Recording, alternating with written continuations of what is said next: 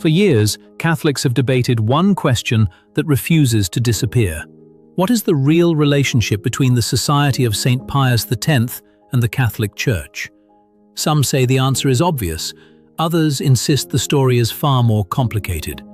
Then, after years of relative silence on this subject, one of the men who knew Pope Benedict XVI better than almost anyone else decided to speak. Not a journalist, not an anonymous Vatican source, not a commentator on social media, but Archbishop Georg Ganswein. For more than 2 decades, he stood at the side of Joseph Ratzinger, first as Cardinal Ratzinger, then as Pope Benedict XVI. He accompanied him through some of the most significant moments of the modern Church. He worked beside him every day. He witnessed private conversations, public decisions, and the enormous burden carried by a pope attempting to heal old divisions while preserving the unity of the Church. That alone makes his words worthy of careful attention, not because they end every debate, but because they offer a rare glimpse into the thinking of the man who issued Summorum Pontificum and sought a path toward reconciliation with the Society of St. Pius X. So what did Archbishop Ganswein actually say? And why has his interview generated so much discussion? Let's begin with what is beyond dispute. Archbishop Ganswein spoke openly about the Society of St. Pius X, the traditional Latin Mass, and Pope Benedict XVI's efforts to reconcile traditionalist Catholics with Rome. He also expressed disappointment that reconciliation proved far more difficult than many had hoped. That disappointment forms the starting point of this entire discussion. But immediately, another question arises. Disappointed with whom? With Rome? With the Society? Or with both? The answer is more nuanced than many headlines suggest. In his interview, Archbishop Ganswein did not reject the ancient Roman liturgy. Quite the opposite. He spoke respectfully about Catholics attached to the traditional Latin Mass and acknowledged communities fully united with Rome that continue celebrating according to the older liturgical books. That point deserves attention, because discussions surrounding the SSPX often blur together 2 completely different subjects. One concerns the liturgy, the other concerns ecclesial communion. Those are not identical questions. They never have been. Many Catholics throughout the world attend the traditional Latin Mass while remaining fully within the canonical structures of the Catholic Church. Others prefer the ordinary form while holding deep respect for older liturgical traditions. The Church herself contains both realities. Recognizing that distinction is essential before any meaningful conversation can begin.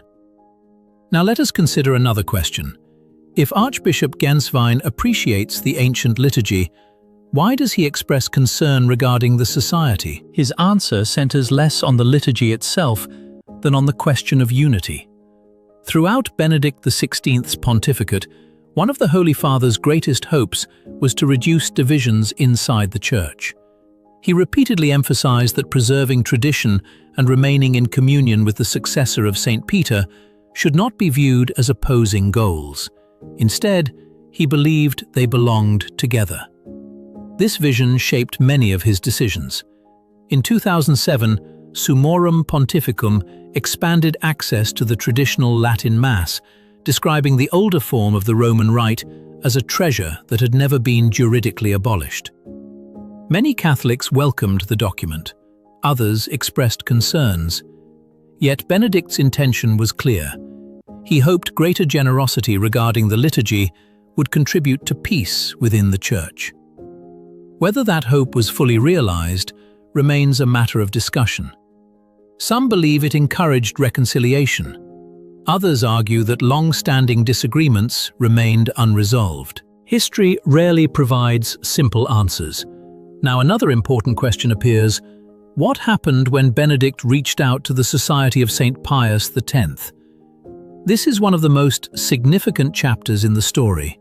The Holy See initiated theological discussions. Certain canonical penalties imposed after the 1988 episcopal consecrations were lifted, with the hope of creating a better atmosphere for dialogue. The Vatican and representatives of the society met repeatedly. Both sides explained their positions. Progress was made in some areas, serious disagreements remained in others. Archbishop Ganswein remembers those years personally. Unlike most commentators, he was not reconstructing events from newspaper reports. He watched them unfold from inside the apostolic palace. That perspective gives his reflections a unique historical value. Yet even here, another question deserves to be asked. Does disappointment necessarily mean hostility? Not at all. People sometimes speak most honestly about situations they care deeply about. Reading Archbishop Ganswein's interview carefully, one notices something interesting. His language reflects concern more than triumph. He does not celebrate division, he laments it. That difference matters. Because public discussion often rewards conflict, real pastoral concern usually sounds quieter. Now let us ask something even more important. What did Pope Benedict XVI himself hope to achieve? This question deserves careful thought because Benedict's approach differed in tone from many of the debates that followed. He frequently spoke about continuity. Not continuity understood as refusing every development, nor continuity understood as abandoning the Church's history. Rather, he proposed what he famously described as a hermeneutic of continuity, the idea that authentic reform grows organically from what came before instead of breaking completely with it. Whether discussing theology, liturgy, or church governance, Benedict consistently returned to that principle: continuity. That explains why he devoted such attention to questions surrounding the traditional Latin Mass. He believed the Church's liturgical heritage should not become a source of permanent division. Instead, it should remain part of the living tradition of Catholic worship. Yet another question follows naturally. Did everyone interpret Benedict's vision in the same way? Clearly not. Within the Church, different bishops, theologians, canonists, and faithful understood both the causes of the disagreement and the best path forward differently. Some believed broader access to the older liturgy would gradually heal wounds. Others worried it might deepen existing tensions. Still others focused primarily on questions of ecclesial authority rather than liturgical practice. These differing perspectives continue to shape discussion today. And that brings us back to Archbishop Ganswein. Perhaps the most striking feature of his interview is that he refuses to reduce the entire controversy to a single sentence. He neither dismisses attachment to the ancient liturgy nor ignores the importance of visible communion within the Church. Instead, he speaks about both. That may explain why his comments have attracted attention across different parts of the Catholic world. Some readers focused on his criticism of the society, others focused on his appreciation for the Church's liturgical heritage. Perhaps both observations are necessary to understand his position fairly. Now another question remains. If Archbishop Ganswein believes Pope Benedict's vision still matters, what does that vision suggest for the future? That question leads us into the second half of this story, because understanding Benedict's legacy requires looking not only at what happened during his pontificate, but also at how later developments changed the conversation. Can the desire for tradition and the desire for unity truly coexist?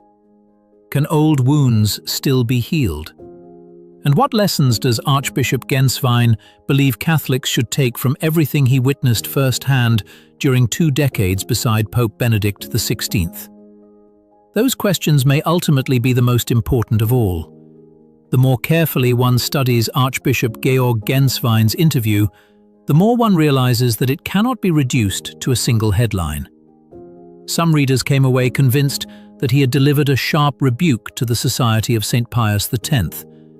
Others focused almost entirely on his remarks about the traditional Latin Mass and concluded that he was calling for a renewed appreciation of the Church's liturgical heritage. Both observations contain elements of truth, yet neither tells the whole story. Perhaps the better question is this: what was Archbishop Ganswein really trying to defend? Was it a particular group, a particular liturgy, or something even larger? The answer seems to point toward the same concern that marked much of Pope Benedict XVI's pontificate: unity. Not unity achieved by ignoring differences, not unity imposed by slogans, but unity rooted in truth, charity, and the shared life of the Church. That vision helps explain why Benedict XVI invested so much effort in conversations with groups that had experienced long periods of tension with Rome. His goal was never simply to resolve administrative problems. He hoped to heal relationships. Whether those efforts achieved everything he desired is another question. History suggests they did not. Dialogue continued. Important disagreements remained. Yet, the willingness to keep talking revealed something significant. Doors that remain open can still be walked through. That observation naturally raises another question. Why has the traditional Latin Mass become such an important part of this conversation? At first glance, it might appear that everything revolves around liturgical preference. But many observers believe the discussion runs much deeper. For some Catholics, the older form of the Roman Rite represents continuity with centuries of worship. For others, it serves as a reminder of the sacred, the contemplative, and the beauty of traditional Catholic spirituality. Still others appreciate it for historical, musical, or cultural reasons.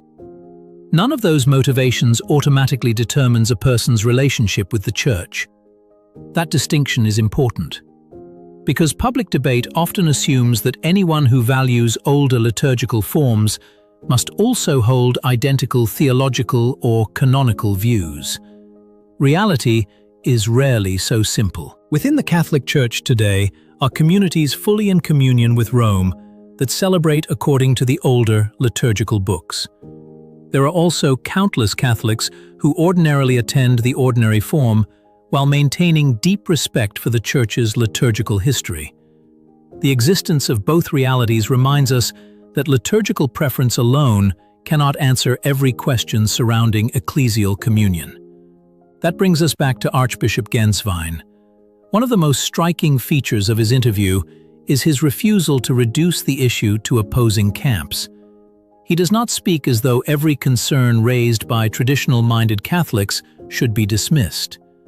Neither does he suggest that disagreements over authority are insignificant. Instead, he points toward a more difficult path, holding together fidelity to tradition and fidelity to the visible unity of the Church. That balance reflects much of Benedict XVI's own theological outlook. Again and again, Benedict emphasized continuity. He believed authentic renewal grows from the Church's living tradition rather than rejecting it. At the same time, he insisted that Catholic unity is not merely an abstract ideal, but something expressed concretely through communion with the Church's pastors. Those two convictions shaped his thinking throughout his pontificate. Perhaps that explains why Archbishop Ganswein continues returning to them. Now, another question deserves careful consideration. Can Catholics who disagree strongly on liturgical matters still recognize one another as brothers and sisters in Christ? History suggests they can. The Church has experienced vigorous debates over liturgy, discipline, pastoral practice, and theological emphasis throughout her long history. Some disagreements have taken years to resolve, others have taken generations. Yet the Church has continually sought reconciliation wherever possible. That historical perspective encourages patience. Modern debates often demand immediate answers. The life of the Church rarely unfolds so quickly. Another question follows. Why do Archbishop Ganswein's comments resonate so strongly today? Part of the answer lies in his unique perspective. Few people observed Pope Benedict XVI as closely as he did. His memories are not simply academic reflections. They come from years spent witnessing decisions as they unfolded. Of course, even first-hand witnesses interpret events through their own experiences. No single interview can summarize an entire pontificate. Nevertheless, his testimony offers valuable insight into the hopes and disappointments surrounding Benedict's efforts to strengthen unity while preserving the Church's liturgical heritage. That insight deserves thoughtful consideration, not blind acceptance, not automatic rejection, careful consideration. Now let us ask perhaps the most important question of all. What should ordinary Catholics do when respected voices emphasize different aspects of the same issue? Most believers are not canon lawyers. Most are not professional theologians. They simply desire to worship God faithfully, receive the sacraments, and remain close to Christ and His Church. For them, complicated ecclesiastical debates can sometimes feel overwhelming.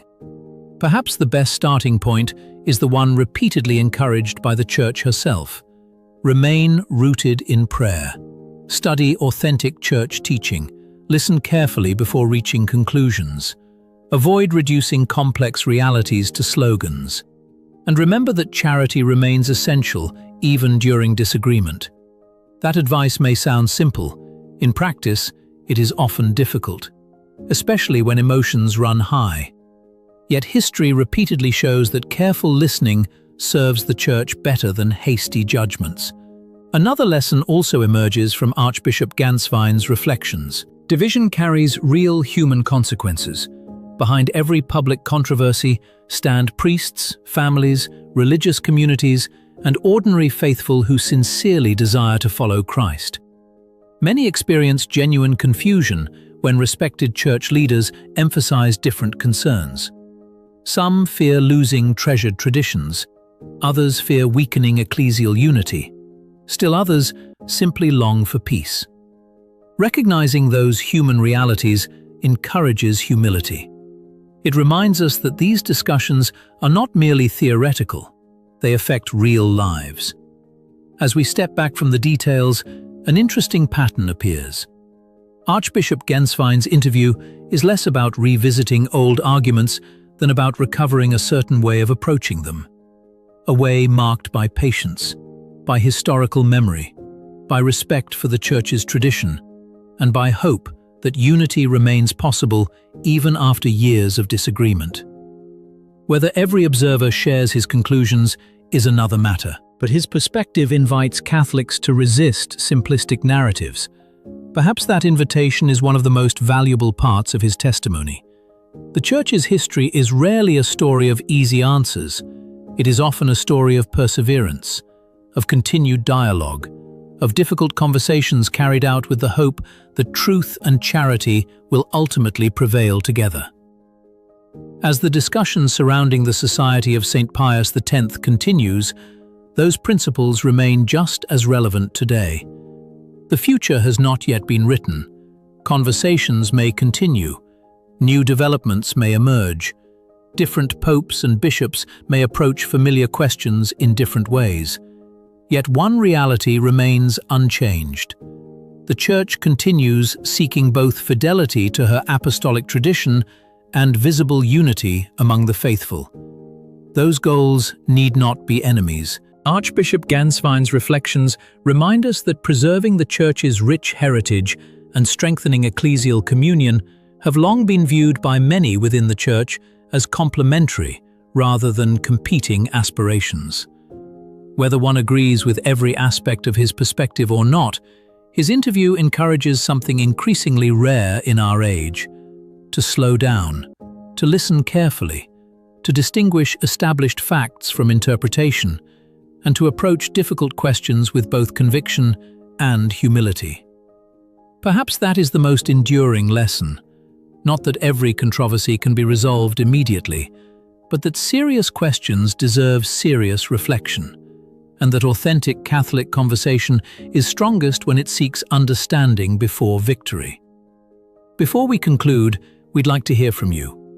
How do you think the Church can best preserve both her ancient liturgical heritage and her visible unity? Please keep the discussion respectful and charitable, so that people with different perspectives can learn from one another.